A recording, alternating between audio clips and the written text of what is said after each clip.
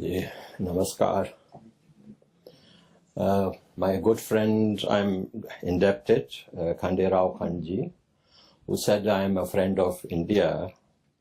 I will please like to say I'm kind of offended because I consider myself a son of Bharat Mata. I'm not a friend of it. I am here because of the sons and daughters of Bharat Mata. I am extremely indebted to all of you. I believe there will be no Baloch and no Balochistan without Bharat Mata, without the good Hindu people of India.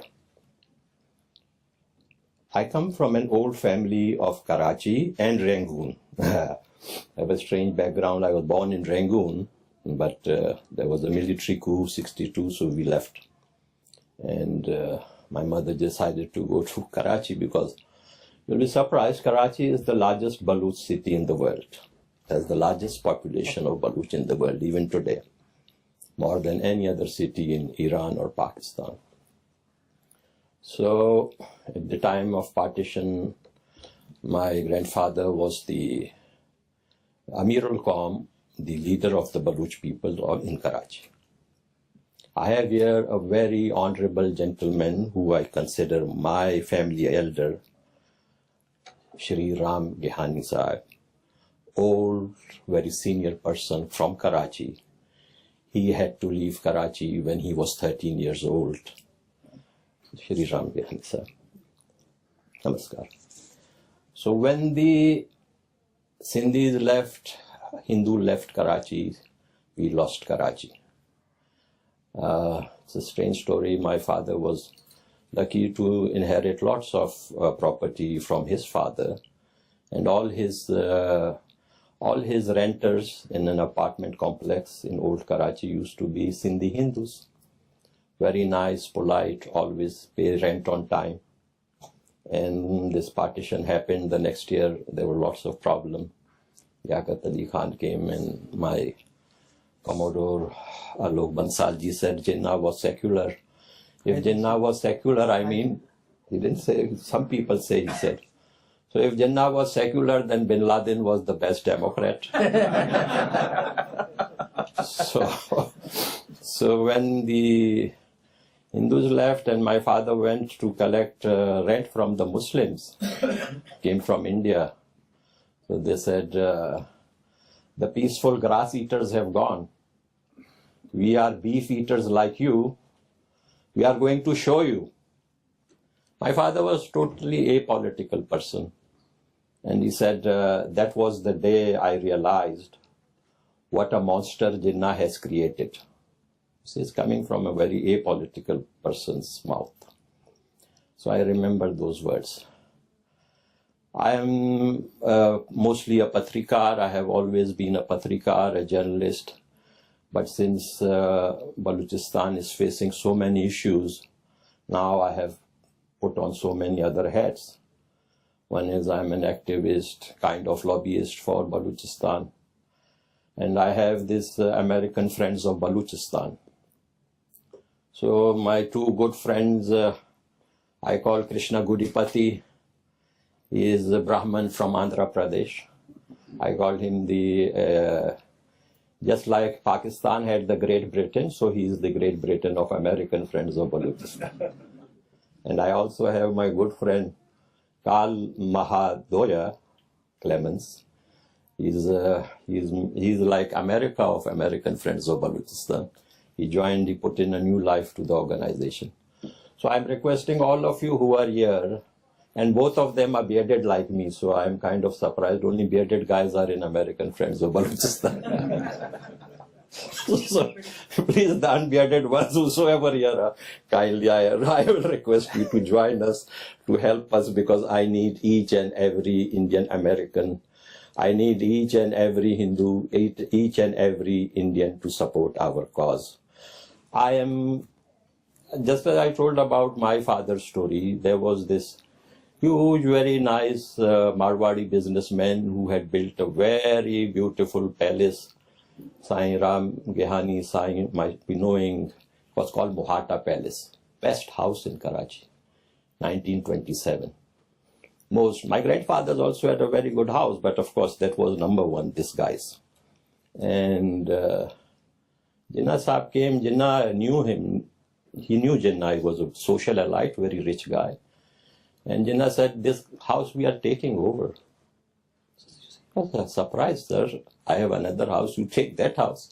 Jinnah says, no, this is our house, you live in another house. And you see, the guy was so heartbroken, he left Karachi never to return. And that was the first foreign office of Pakistan. So when you guys were wondering why Kulbhushan Yadav's family was mistreated when they went to the foreign office, what can you expect from Pakistan when they have their foreign office in an occupied Hindu building? And then you think a Hindu's wife and the Hindu's mother will be treated gently by them? I think you're living in a fool's paradise. Unfortunate as it is, Pakistan was, as Science said, there were so many problems, but it is a sectarian issue. They were born by which we Baloch were never part of it, and we have been forced to become that. And we are having so much human rights violations. You cannot even think. I mean, what is this nonsense of putting feces in the mouths of young Baloch activists, whether they are dead or whether they are alive?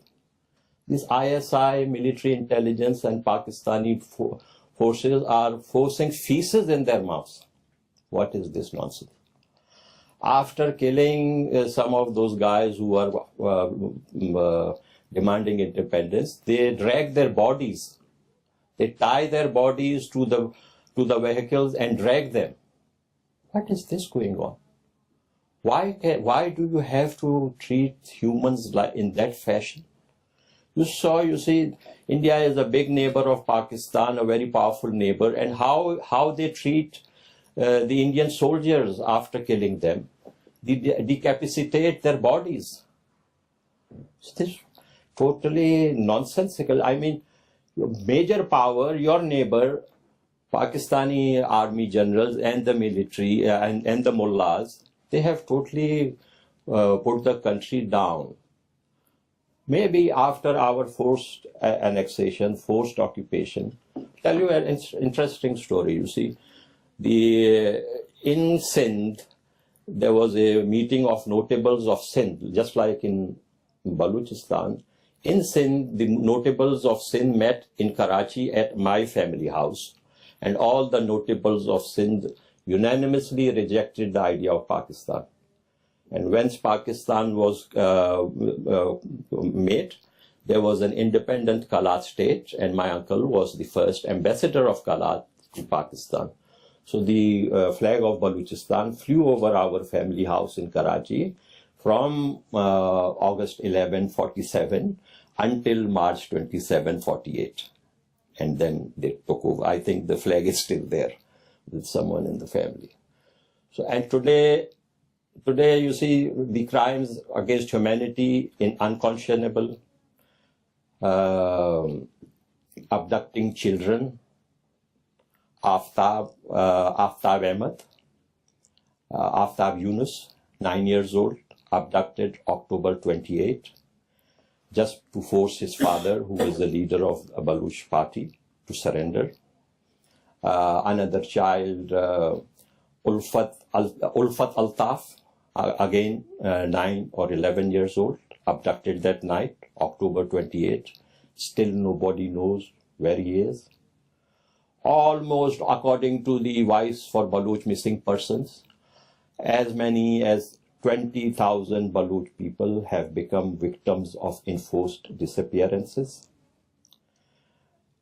The brutal actions against the Baloch people exacerbated after Pakistan launched the China-Pakistan Economic Corridor, because the Baloch don't agree with those plans. Baloch think that this is going to turn us into a minority in their own homeland, and it is going to overnight. Our population is very low, and it is it is kind of sad because we think that Balochistan is part of the extended family of India. We have never thought, and it is, I'm not, just because I need your support, I'm not making up things. It is a fact. Until 1930s, the Baloch wanted to be independent together with India. But when they saw that the British are totally determined to create this nonsense called Pakistan, you see, all of those, I hope, even those who are here in America for many years and cut off from the politics of that area, understand that Istan means land of.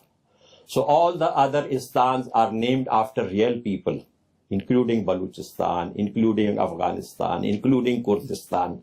But this Pakistan was created, coined at Cambridge University by that guy called Chaudhry Rahmat Ali.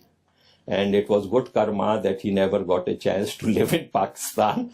He got on the wrong side of Liaquat Ali Khan and he was kicked out of Pakistan. So he went and died in England. And so this is the country called Pakistan. And in human history, never before has a major nation seceded from the Union.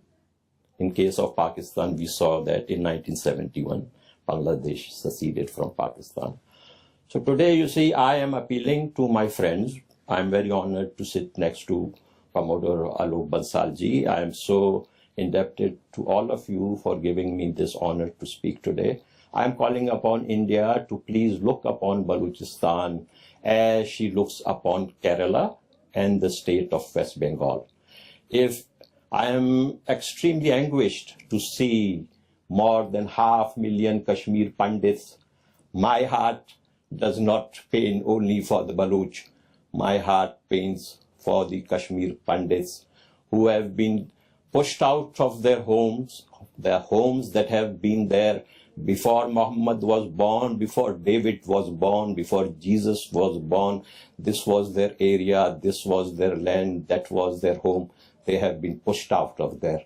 My heart beats for the Sindhi Hindu girls who are being raped daily in Pakistan, daily. And the Christian Punjabi girls who are being abducted and raped daily in Pakistan. I am a human first. My heart is not only for Baloch, my heart is for all the oppressed in Pakistan.